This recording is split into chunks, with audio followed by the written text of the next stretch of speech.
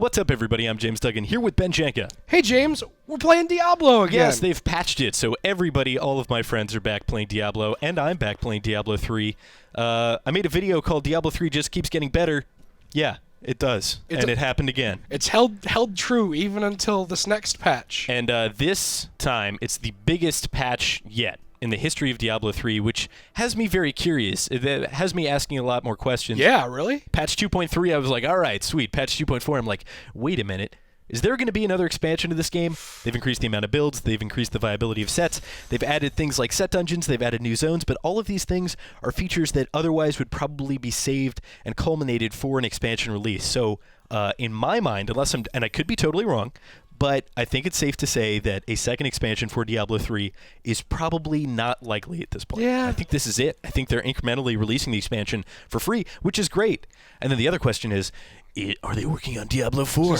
Whoa! It seems like it could be a thing for Diablo 4 coming up, you know? Who knows? Let's check out some of the new content. So I'm going to go to the Ruins of Secheron, which is a zone from the previous patch, which is patch 2.3.0, and we're going to check out, actually, if you'll notice down here, these are new. They've kind of cleaned up this whole buff indicator. So it shows my cooldown based upon the little radial thing, and then it shows my active time there. So that's really nice.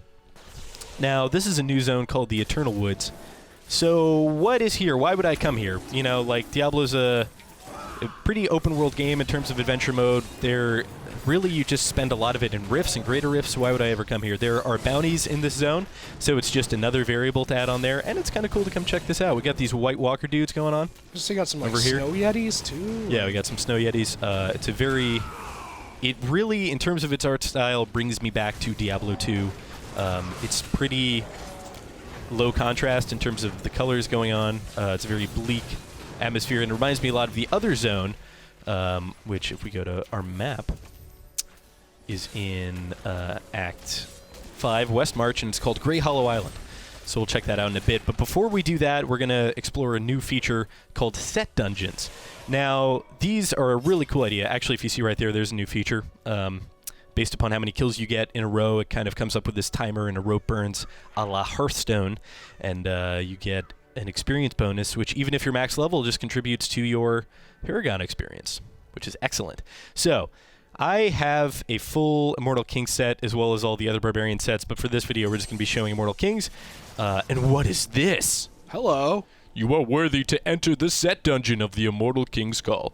So since I have 6 pieces of this, I get a little notification saying I should come here and enter the set dungeon. This is basically a dungeon that has been handcrafted to test my aptitude with what the set does. Now, what this set does is allow me to stay in Wrath of the Berserker indefinitely.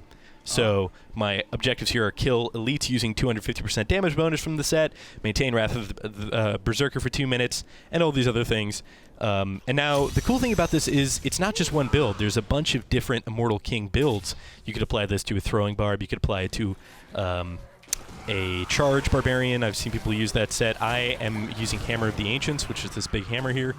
Now, here's the first elite. So there we go. Successful elite kill. That definitely was the first elite. It was. And this is super easy for me because all these set dungeons are flat difficulty, meaning they do not scale the way that like the greater rifts do. And so I could go ahead and clear this real quick, but for the sake of this video not being super long, I'm going to teleport back because I already cleared this. Now I'll show you what you get for these. You eventually call on me. Throwback to that techno song. Now there's 4 sets per class. So what this patch has done, in addition to refining the sets, has really established, hey, there's 4 core sets per class that alter the way you play the character, which is really cool, because when Diablo 3 first came out, it was like, there's a million different builds, and they're all viable. Spoilers, none of them were viable. Nope. So now we actually have a finite number of sets, but the number of builds is infinite. So you can, again, you can make something your own, and there's a lot of legendary effects that they've been adding over the course of however many years this game has been out. I guess it's been like almost 4 now. Jeez. I know. Time flies, man. Oh, and check this out. New tab. New tabs. I got a whole bunch of gear. that's been dropping like crazy for me. And here are some all these sets. I could throw these on, and I'd be able to go do the Whirlwind set and stuff like that. But let's check out this other new zone, which is kind of the thing they're showing off the most. Grey Hollow Island. I unfortunately don't have a bounty there, but... It's okay. Just check it out. There's a dude here. He's fallen over, and he can't get up. He says the island is cursed. Yeah, that's exactly what's happening. This is Life Alert, the adventure. Starring the old ancient barbarian. I wouldn't have it any other way. Help, I've fallen and I can't get up. So yeah, this is a zone that aesthetically is a bit different. It kind of reminds me of a Northern California being soaked by El Nino, which is what is very topical. Rain is very, it's hitting me in a very important place right now. I'm not a fan of it at the moment. And another aesthetic that really hasn't been in a lot of Diablo 3 levels is water. So I'm gonna say screw this chest. I'm gonna go over here. The tidal cave. There you go. That's exactly what I was talking about. We'll go in there in a second. Angry trees. So this zone is, of course, replete with the new enemy types. Though, spoilers, all of them are just reskins of other types. But that's fine because they're done in a way that makes sense contextually with the level. But if we go over here to this kind of like tidal area. We can see the water over there. We get some really cool, like, water elementally dudes that spit out. Let's see if we can get one of them to show up. You know you want to, man. Show me your sweet stuff.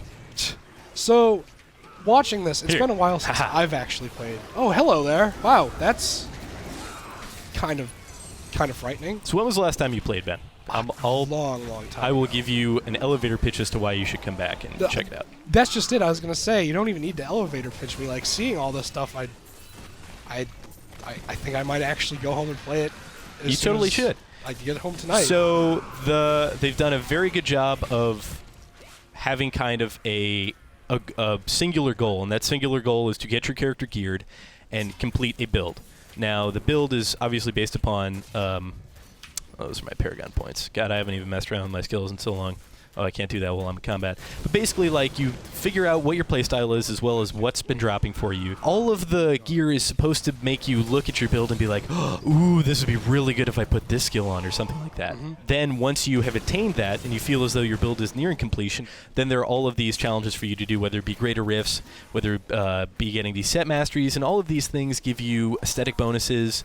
It's not a game that you can play infinitely, but you can sink an absolute absurd amount of hours into it if you factor in all the different builds and all these different things. The way that the majority of the people play this game, and I'll log out to show you this, so the way that most people play Diablo 3 and it increases the replayability a lot is by creating a seasonal character. And they have refined the seasonal formula, I guess. At the end of the season, you just get a full set. Of course, you also get a portrait frame and a pet. They've also set a finite limit for the amount of seasons. Some seasons have lasted the better part of a year. Now seasons are going to last 3 months. So every 3 months, you'll be able to get some of this stuff, as well as roll over your season character in a way that's called rebirth. So it kind of is catering to a player who likes to play this game by starting over every 3 months, trying a different build, seeing what they can achieve. So it's a great game. Again, just keeps getting better. They just keep patching it, and this is the largest patch yet. Now, I don't think the patches are going to get larger from here. I think they've put in really good groundwork to kind of keep people coming back in terms of creating seasonal characters. I'm really interested to see where Diablo goes. And if they made Diablo 4 with all of the systems in place that are in Diablo 3 and added some to it, or just refined visually, it's starting to wear a little bit. Yeah. I don't know if that matters to you.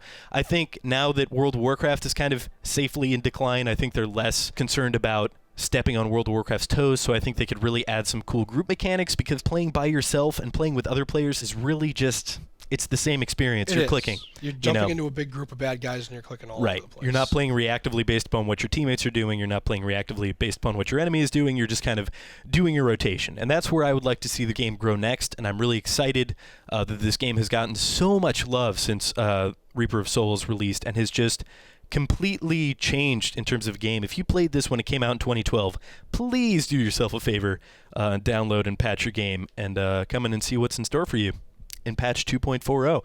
Ben, are you going to go home and play after sitting in on this video? I will. Yeah. Awesome. Definitely.